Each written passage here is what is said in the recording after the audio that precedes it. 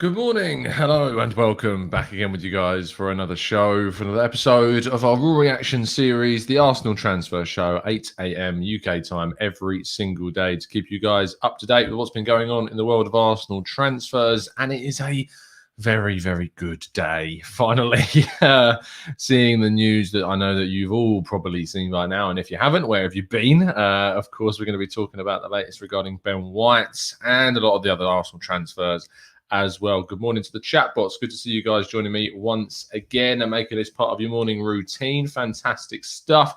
So I like plenty of your comments. Good to have you, so many of you in here this morning as always. Please do drop a like on the video before you do anything else. It takes you literally a second to just hit that like button right now. And if you could subscribe to the channel, I really would appreciate it. If you are new as well, we are less now than 50 subscribers away from hitting 25,000, which is amazing. So thank you so much for the continued support, and we move specifically into our first story of the day and regarding possible outs, which is William Saliba. Now, according to Chris Wheatley, William Saliba is set to have crunch talks with Arsenal at the end of his loan spell with Marseille, with just 2 years left on his contract, and of course no new deal at the moment. No new deal possible, no new deal being talked about. They're going to assess how he does while he's away in France. He was not bought by the current management or executive setup, and so there is a lot of decisions to be made at the end of the upcoming season, but that is one that is set to be discovered in a year's time. So if you are hoping to get any kind of inclination about William Saliba's future in the coming months, you are going to be disappointed, because they are indeed waiting until the end of the current season that we are seeing about to start in just a month's time. Then, of course, they will decide what they're going to do with William Saliba going forwards. So that is according to Chris Wheatley.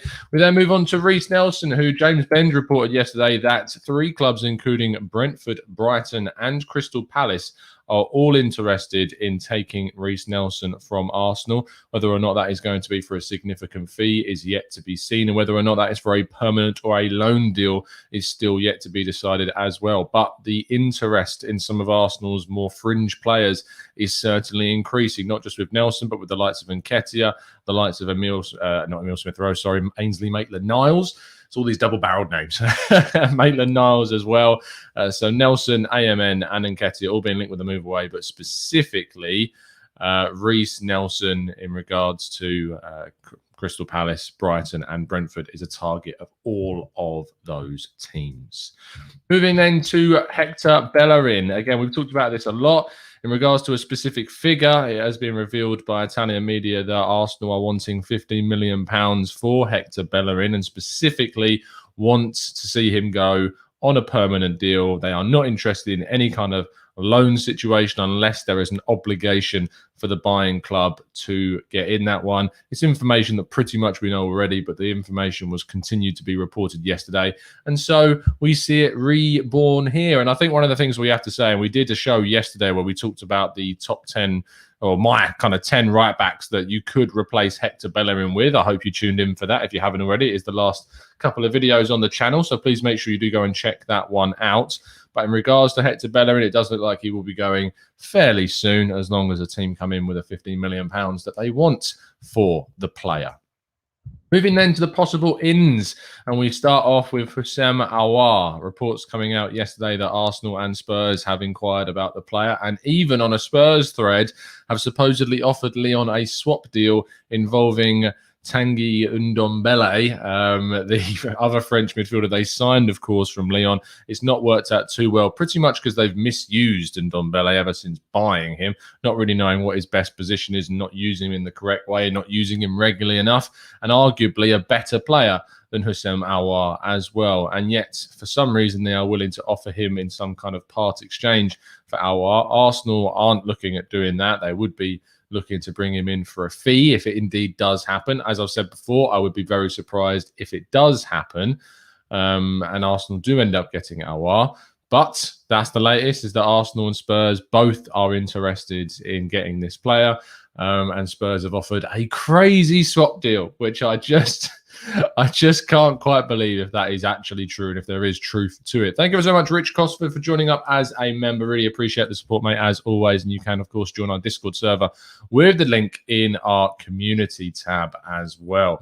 Let's move on to our next story, and this revolves around Guido Rodriguez, the Argentinian central midfielder. Real Betis, of course, have used him for the last couple of seasons since he signed from America, who are Club America, being a Mexican side. Has done very well in that time as well, of course, too, and has earned his place in the Argentinian national team and has won now the Copa America with them after starting 4 games of the tournament. And he's someone that Arsenal are looking at as a possible kind of player on their list of central midfielders this summer. They are interested in a lot of central midfielders, are Arsenal, but Guido Rodriguez is one of these players that's on that list and is available for a very reasonable £26-ish million, which for a player of his quality, age, experience at 27 is very much a doable and very reasonable deal for Arsenal were they to go and get Guido Rodriguez. We move on to our penultimate story of the day, and the player that is seemingly at the top of Arsenal's central midfield list of players that they are wanting to go out and get is Manuel Locatelli. The Italian midfielder obviously won the Euros this summer, scored a brace against Switzerland, did very, very well in that tournament in the games that he played. Of course, he was mainly used as kind of second fiddle to the likes of Verratti and Jorginho and Barella, but he will soon be very much good enough to be a starter for Italy, and Juventus are still his number one priority. However, yesterday talks between Sassuolo and Juve did not go particularly well. Juventus want to sign him on loan with an obligation to buy of around 30 million euros. Sassuolo are asking for a 40 million euro permanent deal this summer, which is a deal that Arsenal want to do, and also supposedly even gone as far to have that deal and that bid kind of accepted in terms of in principle, effectively, that they would be happy to pay that figure. That's what they would go to, and it is now down to Locatelli whether or not he's willing to wait and stay with Sassuolo until next summer, and that'll be when Juventus maybe can come back with a deal that is enticing enough to convince Sassuolo to sell.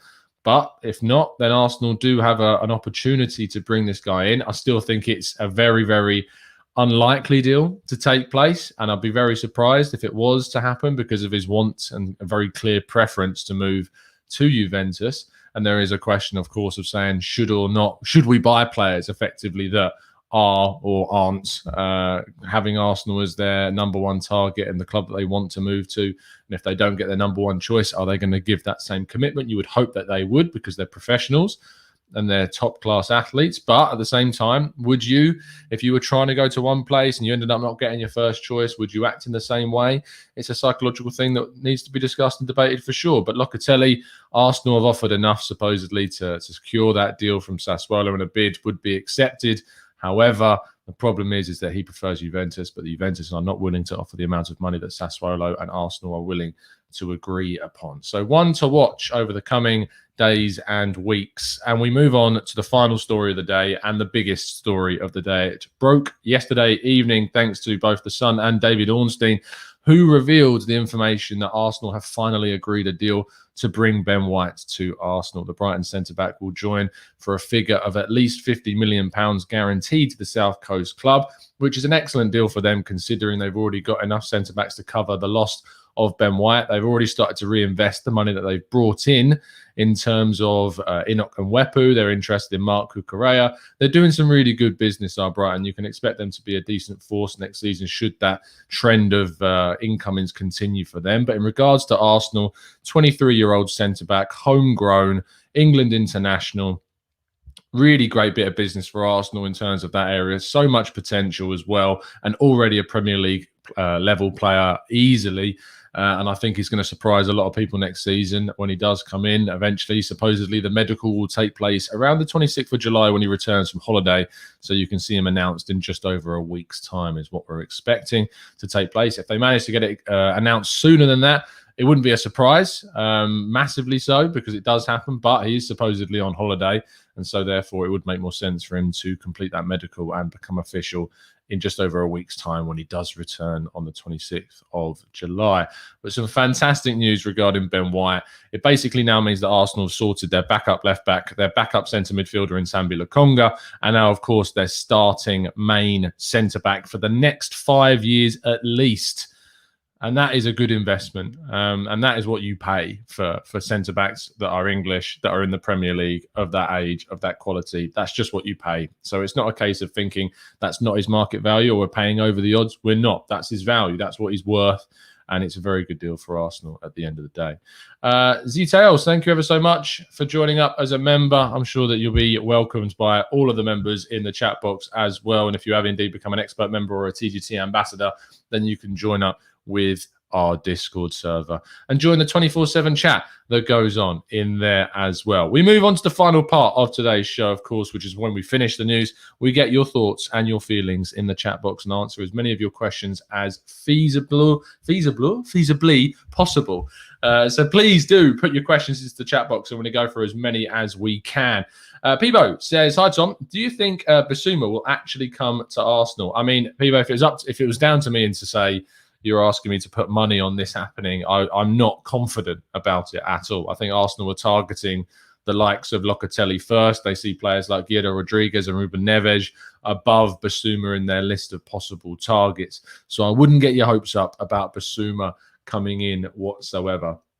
No Sleep said it maybe we are signing White partly because it allows us to transition from 4-3-3 to 3-4-3 in game, since he can play as a DM and could be that spell of ending our hopes on Bissouma. I mean, I'm not sure why we would spend 50 million quid on Ben White when we're interested in a centre midfielder as well to play him out of his centre back position. I'd find that very strange. But stranger things have, of course, happened.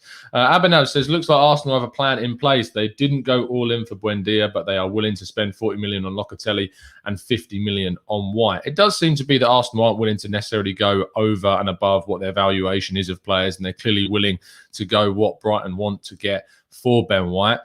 Which is completely fair enough. And Brighton have got all of the power in their court. They don't have to sell. They don't need to sell.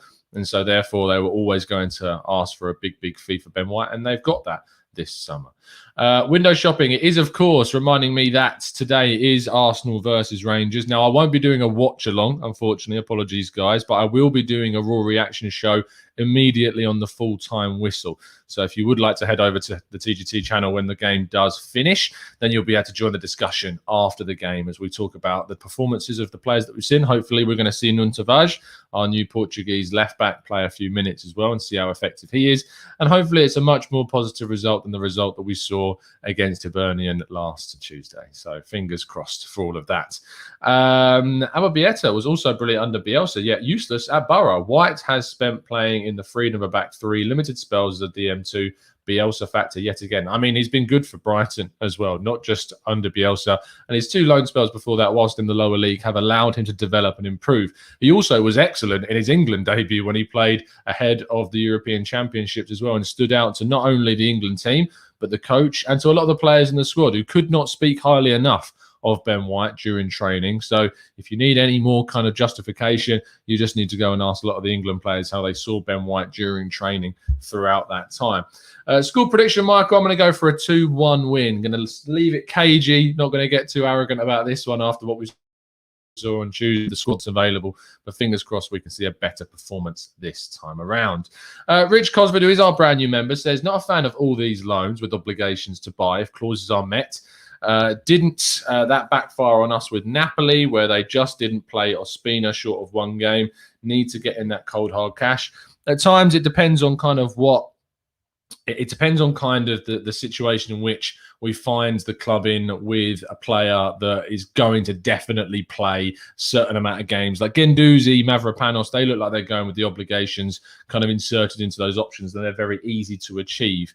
And what I mean by that is that you're not going to leave it just one game short because it wouldn't be beneficial for the club to do that next season. It's only in case of like a really big injury that they protect themselves in that sense, and so they miss more than half the season. Hopefully that doesn't happen and we can see those deals get done. I can see why clubs put them in place, but I agree with you. I'd much rather, Rich, have cold hard cash coming into the club. Absolutely. Jesse Taylor says, creative and robust midfield will unlock the potential of our forwards. Whatever your thought on Ozil, we are desperately in need of creativity. Without it, can you see us competing for Europe? I mean, in terms of the creativity that we've got in the team, Emil Smith-Rowe is obviously our main kind of focus in the midfield of players that are able to be creative, that can find those passes between the lines. We've also got creative in wide areas. We've got Bukayo Saka, who's very, very good at being creative. He was that for England and was that for us as well last season. So we've definitely got plenty of ability in those areas to create chances. I think we do need to add one more player, a number 10 attacking midfielder, or either a wide creator that can play more centrally like we looked at with Buendia. But I think that there are plenty of players on the market that Arsenal could end up going for, but we'll have to wait and see. Paul Murphy, another one of our members, says, I'd offer Locatelli terms that if we don't start competing for the Champions League in 3 years, we will sell him to Juventus for a predetermined fee. Sometimes these kind of incentives are put into certain contracts, and at the same time, you're leaving that kind of position there. But if you're saying that he wants to move to Juventus and you put a clause in that means if we do get to that kind of level, then we're not going to sell him there, that could become counterproductive, if you know what I'm saying. So you're not going to guarantee him putting 110% effort in because he may eventually want. Say you get into that third year, so we don't get into top four, he then earns that move to Juventus. Would he perform at the top of his level to avoid a move to Juventus? That's the issue that you find with those types of deals. Tanaka says we've signed too many players who have been lucky to be at Arsenal. To move forward, we need players who genuinely feel they deserve to be at a better club. Ambitious players will have good resale value. And it does look like Arsenal are kind of going down the route of buying younger age profiles of players that are looking to kind of make as much money on top of those as feasibly possible. It's difficult to always guarantee sell-on value. The best way to do that is, of course, buying young, but you need to buy players that are going to get minutes and increase their value. And someone like Nuntavage, there's no guarantees he's going to get regular game time because Kieran Tierney and the fact we don't have European football next season. But you would hope that we have done enough there, thinking that better than going for someone maybe like Bertrand, who would have been a good backup, don't get me wrong, and I was very open to that idea, but wouldn't have offered us too much in regards to resale value, and that's certainly something that we need to consider. Dirks says, do you think that there's a chance that we could land Maddison? Dirks, there's always a chance that you could land almost anyone. But the problem is with someone like Maddison is he's going to cost a lot of money, and it does very much look like it will be down to Leicester's ability to either keep hold of someone like Tielemans. They only tend to sell one big player a summer. And it also depends on how much money Arsenal have got available after spending money on White, bringing in a centre midfielder, and how much money that they bring in through player sales, which has not been anywhere near enough so far. Peter says, imagine Ndombele and Partey in our midfield. Spurs let Sol come. So I mean, they didn't let him come. His contract ran out and we stole him. So it's not a case of Spurs letting that happen. I don't think that would happen in the same way. He's still under contract with Spurs. You're never going to be able to get him from there. They just will not sell to us. It's just not how things work.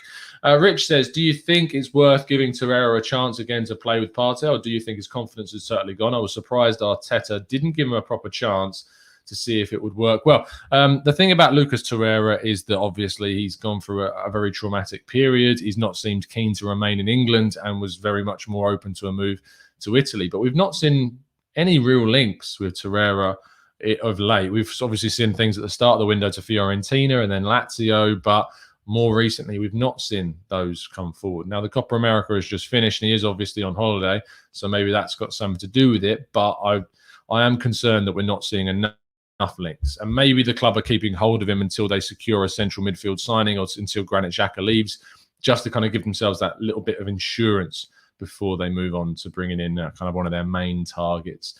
Ringo says, Tom, why not go for Emerson of Barcelona? Would take us several levels up indeed. I mean, I'm not sure about several levels. I like Emerson a lot. I think he's got a lot to prove, having only really played at the top level in La Liga with Real Betis. Yes, it's all possible that you could go out and get Emerson from Barcelona because they do need to move players on. I'd look more at kind of Sergino Dest at the moment for his versatility and the more potential in his game, for sure. But it's down to whether or not Barca would obviously sell, which is up for debate on that certain player. There are a lot of other players in the Barca squad that they would be willing to move on way before they get to either of their two right backs. So Hill says, Tom, any fee quoted for Koopmeiners? If not, what do you think he will cost? The supposed figure that we're looking at for Koopmeiners is around 20 million euros, which is about 15 million pounds. So it's a very reasonable figure that RZ Alkmaar would be looking to accept for that. I do think that Koopmeiners is a little bit further down our list. I think you've got I think we've got Locatelli at the top. I think you've got Ruben Neves and Guido Rodriguez close behind. And then you've got your Koopmeiners and Bissouma on kind of that next level down the list. I think there's a number of players that Arsenal are looking at. Could we bring in two? I think we should bring in two. I think we do need to bring in two. I think two more centre midfielders on top of Sambi Lokonga is actually what we 100% need to do to ensure there's enough depth and quality in the middle of the park. But it doesn't look like Arsenal are pushing for that. We won't know until we sign a centre midfielder on top of Lokonga to know if we're still pushing for another central midfielder. We will have to wait and see. Vuk says, if we continue investing and buying players at this rate, we could say at the end of the that we did invest big. It's funny how things change, isn't it? We were panicking just a couple of days ago that Arsenal weren't going to do enough in the transfer market. All of a sudden, we get two signings in the backup areas. We look like we're getting the Ben White deal done, and things change rapidly. It does go to show you how kind of the mood can shift very, very quickly in the Arsenal fan environment. Jashar says, Tom, can you see the Maddison transfer, if it happens, rumbling on to the last days of the window, similar to the Partey situation last summer? I think so, mainly because I think Arsenal are going to wait to see how much money comes in for possible transfers out. So until we know how much money we're getting from our player sales, I think that may determine some of the later deals in the window, but we'll have to wait and see. Alex says, do you think Arteta might be pulling a Wenger by buying White and playing him at defensive midfield? We talked about this a lot. Obviously, he has played at defensive midfield at times for both Brighton and in the past as well. I just find it very strange to think that Arsenal would spend 50 million quid on a centre-back to then not play him at centre-back, even though he has played elsewhere. It's great that he's got that versatility. But, I just feel like it's a little bit odd that we would spend that amount of money on someone that plays in those positions and elsewhere. But you never know whatsoever. Ustenberg says, is the reason we don't get Bissouma the African Cup of Nations with Partey and El Neni? Possibly, but I don't know what the situation with Bissouma and Mali is because he hasn't actually played for them since 2018. So I don't know what the situation with Bissouma and Mali is at the moment. If it does turn out to be that, I mean, it's 2 to 3 games, a really important time of the season, of course, but you'd hope that Arsenal would bring in enough quality elsewhere to cover if that is going, well, when it does ultimately happen. There's always the fact that it could be postponed. We don't know what's going on with the whole AFCON situation because they postponed the draw. So we'll have to wait and see what goes on with the AFCON, but it could be something the club are considering, having too many African players in the central midfield in that specific area of the pitch. Sarvik says Locatelli is going to be Szoboszlai Part 2 with Juve trying to drive the price up now that we know they desperately want the move. Maybe that's what happens. I don't think that was exactly what happened with Szoboszlai. I think that Red Bull Salzburg named their price. I think that RB Leipzig were always going to go and get there first, but maybe we'll find out more about that in the coming weeks or so. Manu says, I don't know if this is an R-rated comment, but I've got a massive hangover for the first time since these new rules came in. Manu, you need to behave, son. And no, it's not an R-rated comment. It's to say you've got a hangover. Leon McCarthy says, you don't assume cup disruptions. You can never assume cup disruptions whatsoever. I think what you need to do is be wary of cup disruptions and aware of the fact that if they do happen, you need to have some plan in place, because if you fail to prepare, you're prepared to fail is what they say. So you need to make sure that you take it into account. That's for sure. Wayne says, blimey, Premiership quality, whatever next. I know, whatever next. Arsenal going in for an actual Premier League quality defender. How weird is this? The last time Arsenal spent money on a starting Premier League player was Mathieu Debuchy or Callum Chambers. David Luiz wasn't, Danny Welbeck wasn't, Cedric wasn't, Cech wasn't. And that was back in like 2013-ish, 2013, 14 when we brought in Chambers, and 2012 when we brought in Debussy. We don't bring in starting Premier League talent. And Ben White's the first one that we're doing for a very, very long time. Very long time. Somalia says Odegaard over Aouar. You're not alone, mate. I certainly agree with you. Odegaard is a much better player than Houssem Aouar. Constantine says, I think Arsenal should sign 2 centre mids, Bissouma and Aouar, and rotate them with Partey depending on the gems that we could get in. Bissouma and Partey are more defensive games, and Aouar and Partey in attacking games. What do you think? I think that ultimately it depends on the type of formation that you're going to play. If you want to go and play a 4-2-3-1, I would never put Aouar next to Partey whatsoever. If you're going to play a 4-3-3, then I would play Aouar next to Partey and think that system could possibly work. So I think it also depends on the system, not only on the opponent, but we do need to be more fluid and more changeable when we do come up against different opponents in the league. That is for sure. Manu says Ben White is hopefully a sign of things to come, and the way in which we are changing the way in which we really recruit players from other Premier League clubs. It's something that we just haven't done well enough over the last decade, and something that we certainly need to improve on. Bissouma and Neves over Bissouma and Aouar, 100% agree. Rahil says backup goalkeeper who will end up before the season starts at Arsenal. That does seem to be the other position on top of centre mid, attacking mid and right back that Arsenal are going for. I have a feeling it won't be Ramsdale, because I just think that fee and that cost is too high. You could be looking at like Sam Johnston. That might be more of an area that Arsenal look to push for. It might be someone that we're not even linked to yet. We will wait and see. Drizzy says, would you do any loan deals this window? Isco maybe seems like a competent deal if we can't strike a deal for the likes of Maddison. I'm not sure I would, unless it was for a really kind of pressing. Say we get a big injury in a big position at the start of the season, then maybe say if Emile Smith-Rowe gets a very bad injury, or say that, I don't know, a Pepe or a Saka gets a really bad injury, and we've already let go of other players in wide areas like Willian Nelson, etc., then maybe I'll be open to a loan deal. So I think the loans would only happen at the end of the window. I don't think you can do an emergency loan in July, early August. I think you'd have to wait till later on in the window before loans become kind of a factor. Ish says Shakir from Trabzonspor would be a great second keeper. 50 million euros will do the job. He's the keeper that was in goal for Turkey, right, during the Euros, and did, he conceded a lot of goals, but he still pulled off some very decent saves at times. I'm not sure if it's right to go for a non-homegrown backup keeper. I think the backup keeper should probably be a homegrown player just to fill up that quota. So personally, I think I would move towards bringing in a homegrown backup goalkeeper elsewhere. Nathan says, why don't we buy players that are Arsenal supporters? And why focus on a player that doesn't want Arsenal when Aouar and Sabitzer is the same price? I mean, Aouar isn't an Arsenal fan, and I don't know about Sabitzer either. It's very difficult these days to go out and sign players specifically because they're not Arsenal supporters. People like to put themselves into the shoes of players quite often and really hope that they have the same kind of commitment towards the club that we do. And it's just not a realistic thing in this day and age to expect the player to support Arsenal. What you hope is that they come in, they want to desperately play for the Arsenal because they know the history, they appreciate how big the club is, and they want to make it as successful because it's the club that they're going to be playing at. But it's a really difficult one to do. Rahil, yes, there is going to be other shows today. We are going to be doing a show straight after the Rangers Arsenal pre-season friendly, so make sure you join us straight after that game. There won't be a watch-along because it crosses over during my work hours, so I can't do a watch-along during the game, but we will be doing a raw reaction show straight after. In regards to any other shows, it does depend on receiving some expert insight on certain players that we're looking at for tactical breakdowns. So we'll wait and see on that one.